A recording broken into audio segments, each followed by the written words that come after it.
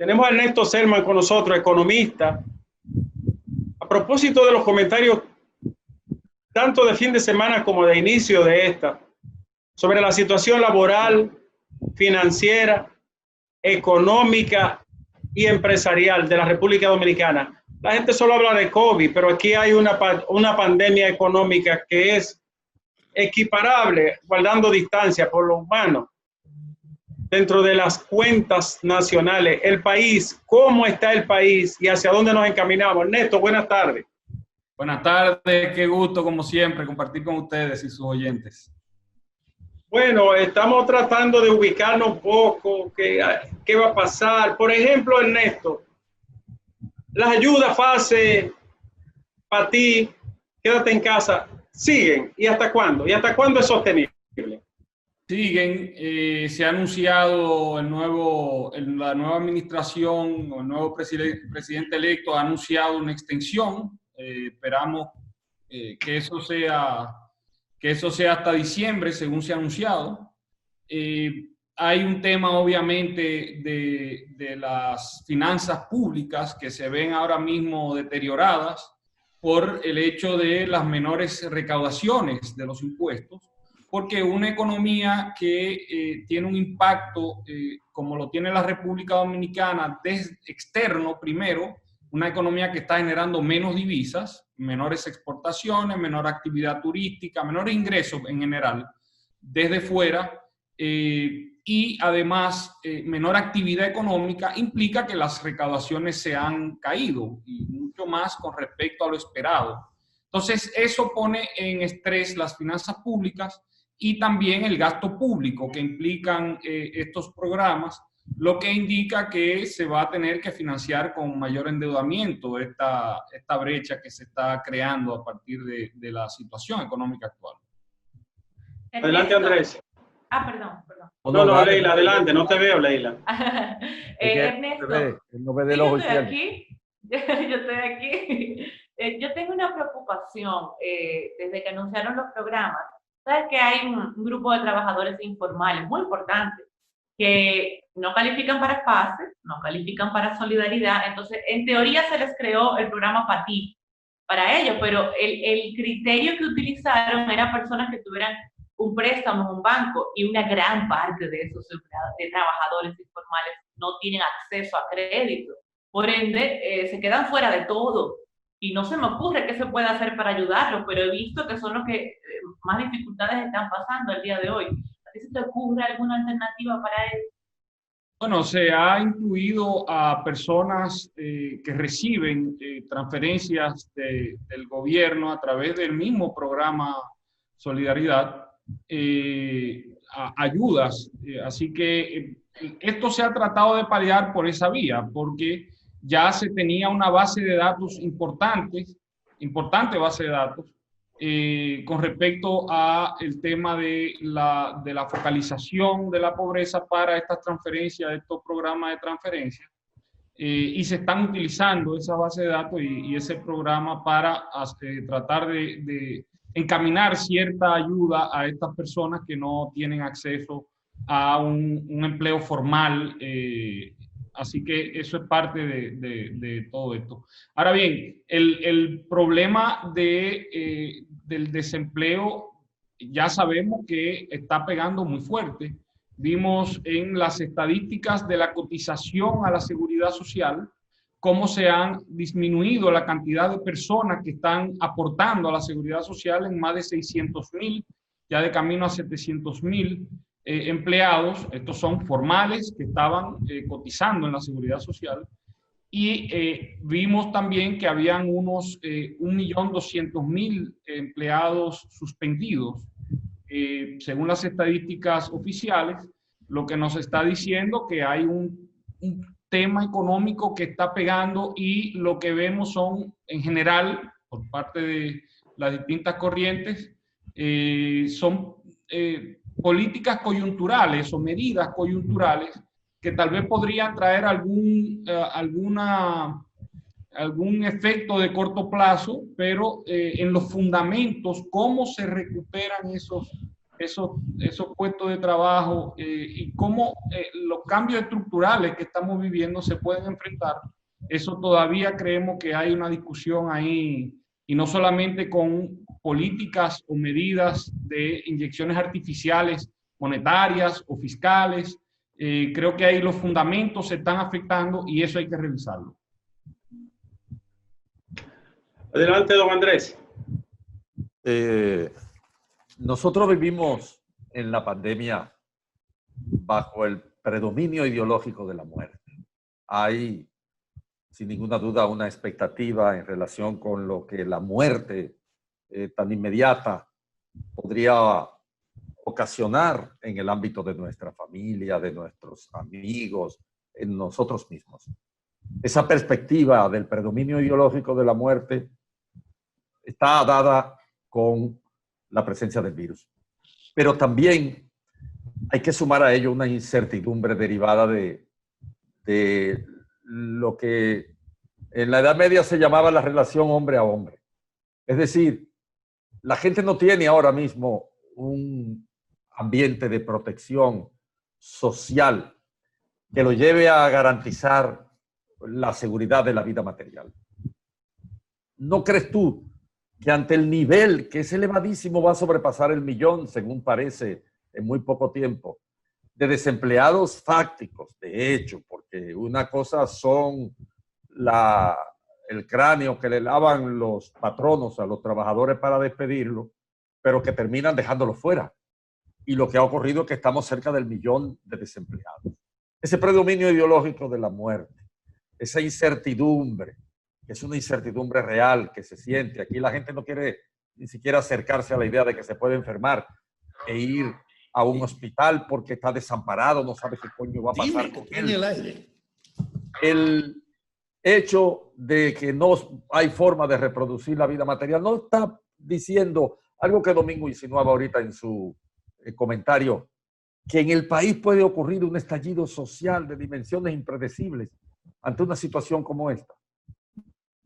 Bueno, yo creo que lo primero que usted señala, estoy muy de acuerdo, hay un efecto psicológico con todo el tema de la pandemia y con la amenaza de la enfermedad o, en caso extremo, la muerte, como usted dice, y cada vez que se nos pone más cerca o se acerca más a uno, a través de un familiar, como usted dice, un amigo, etcétera, uno lo toma más en serio y el efecto psicológico es mayor.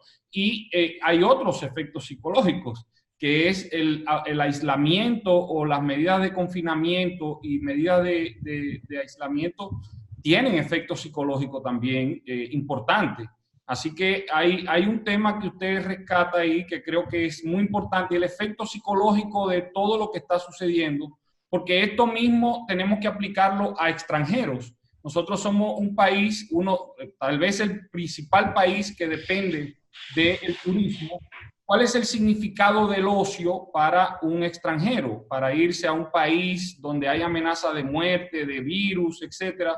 Vimos que Inglaterra básicamente prohibió la ida de sus ciudadanos a República Dominicana y pueden ir a Italia también.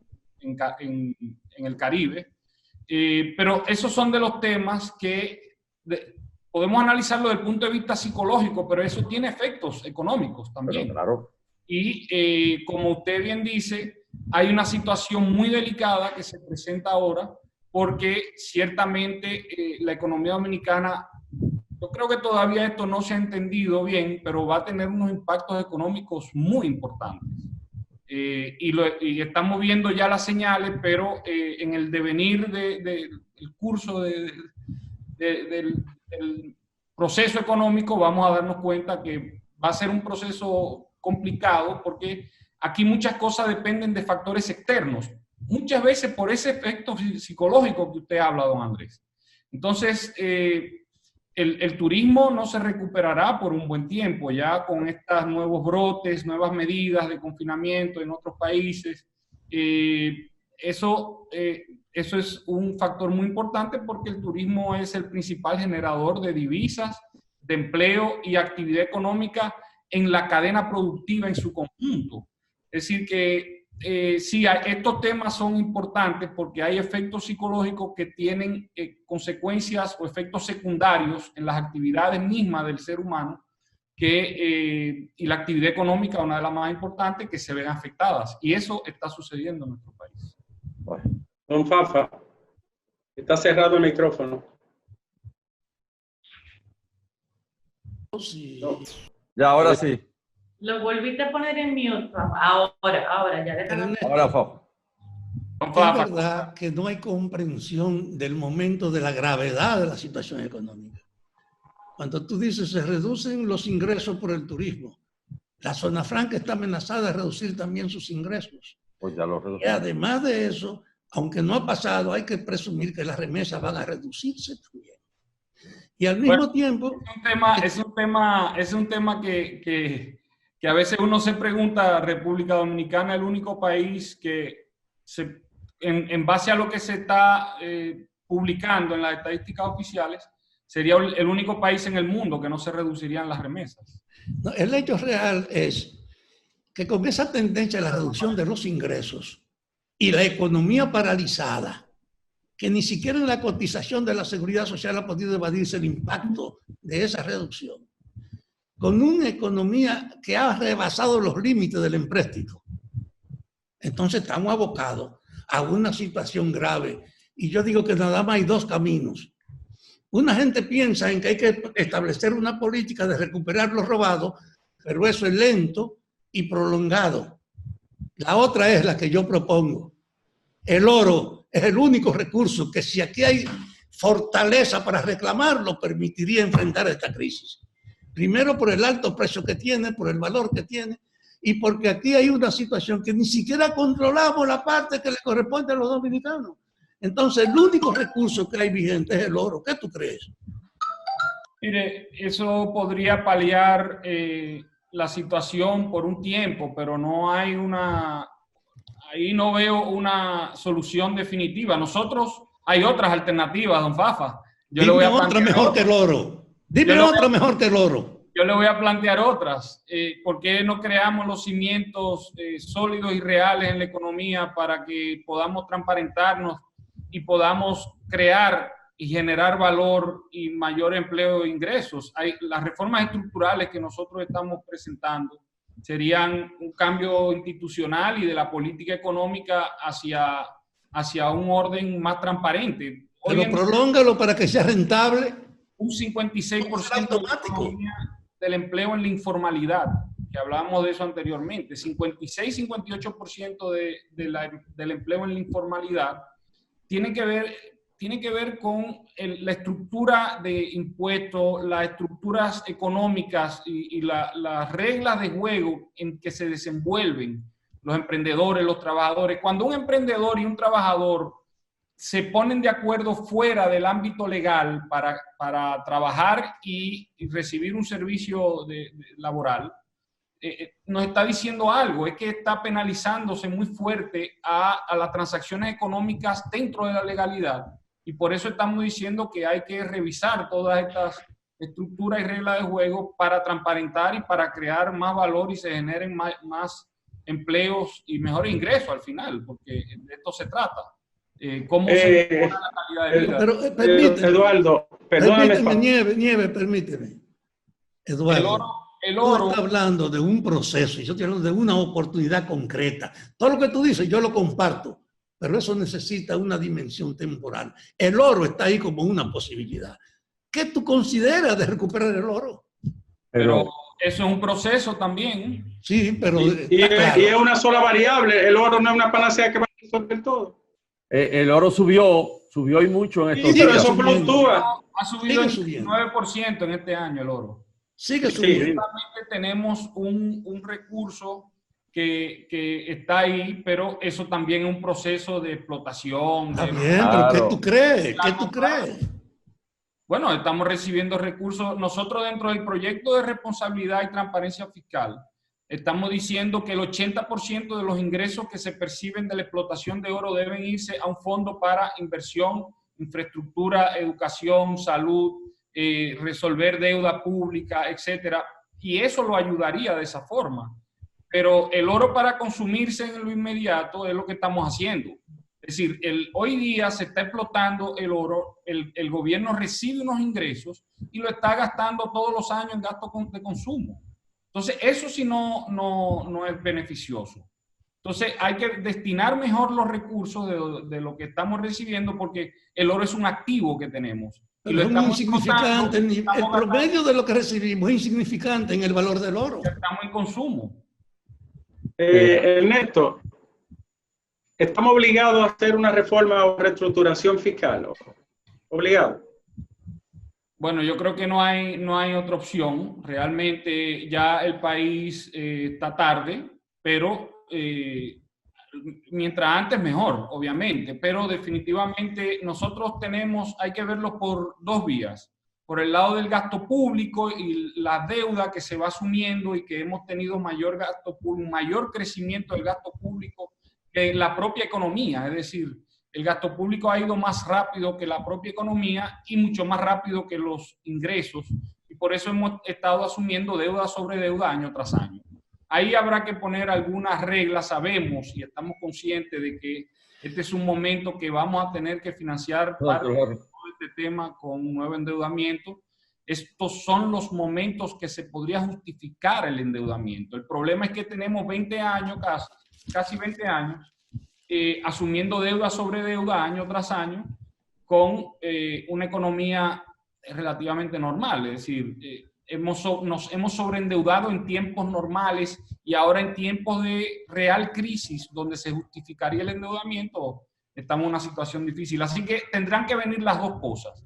Por un lado, el endeudamiento, pero por otro lado, unas ciertas reglas para que le dé certidumbre a los agentes económicos locales y extranjeros de que hay una vía para salir de la situación que se está presentando ahora y que va a requerir mayor deuda. Y por otro lado sería el tema tributario. ¿Cómo nosotros cambiamos este sistema que está penalizando, está produciendo evasión, elusión y está promoviendo la informalidad en la economía? ¿Y cómo lo hacemos más sencillo? En el año 92 es el ejemplo mejor que tiene la República Dominicana. Se creó el Código Tributario, no habían exenciones, teníamos tasas las más bajas del impuesto sobre la renta con respecto a los países desarrollados. Hoy día la tenemos mucho más alta. Y entre otras cosas que debemos simplificar y reestructurar el sistema impositivo, y con estas cosas entonces haríamos la reestructuración fiscal que tú hablas, Ricardo. Bueno, una cosa que, digamos, parece difícil ahora.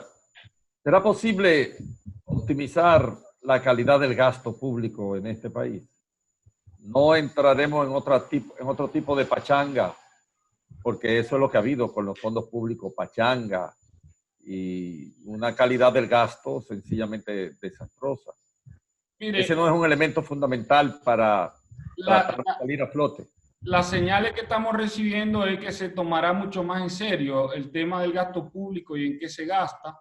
Ya se está hablando de una reestructuración del aparato estatal con consolidación de instituciones. Lo importante ahí es que no se transfieran las instituciones con presupuesto, todo, sino que se empiecen a limpiar las estructuras del Estado.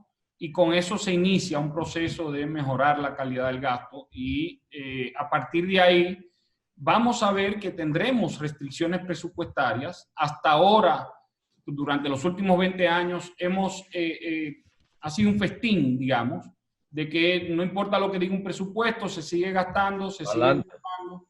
Y yo creo que desde el punto de vista institucional también se ha dado señales claras de que habrá una mejoría en el aspecto institucional a partir de la nueva administración. Yo creo que esa va a ser la parte que más va a avanzar, la parte institucional, porque ahí estamos todos de acuerdo. El tema económico es que la política económica toca intereses y eso crea es más difícil ponerse de acuerdo y crear reformas estructurales, económicas, a diferencia de las institucionales, y por eso creo que eso va a tomar un poco más de negociación, de consenso, de que se entienda la situación real. Creo que todavía falta un proceso de concientización de lo que realmente en qué está la economía dominicana. Todavía creo que mucha gente no tiene claro esto. Y en ese momento, cuando ya tengamos conciencia todos de lo que estamos en la Dominicana, pues ahí ya se verá la necesidad de las reformas estructurales que hemos estado avanzando. Leila, finalmente. Sí, yo lo que más me preocupa es saber, dada la crisis y cómo se ha movido el tema de la pandemia en los últimos meses, que quizás lo que esperábamos en marzo, lo que en marzo esperábamos para julio no es lo que tenemos, está un poco peor.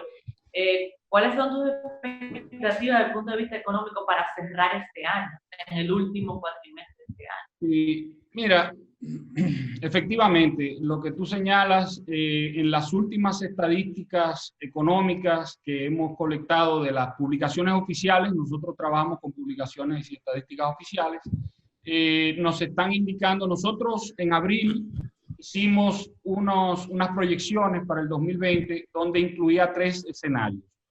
Un escenario de riesgo, el escenario de riesgo, lo que decía era que era aquel escenario donde se tenían que tomar nuevamente medidas de contención o de confinamiento y que eso podría traer menor actividad económica y tener un impacto en la economía en general.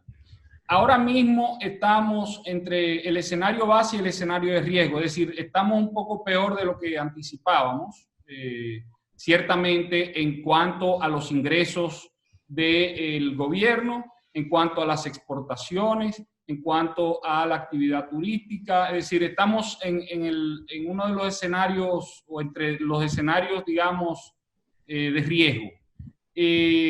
Así que esto implicará entonces que la actividad turística, por lo menos hasta mediados de año, por no decir cierre de este año, va a estar muy complicada.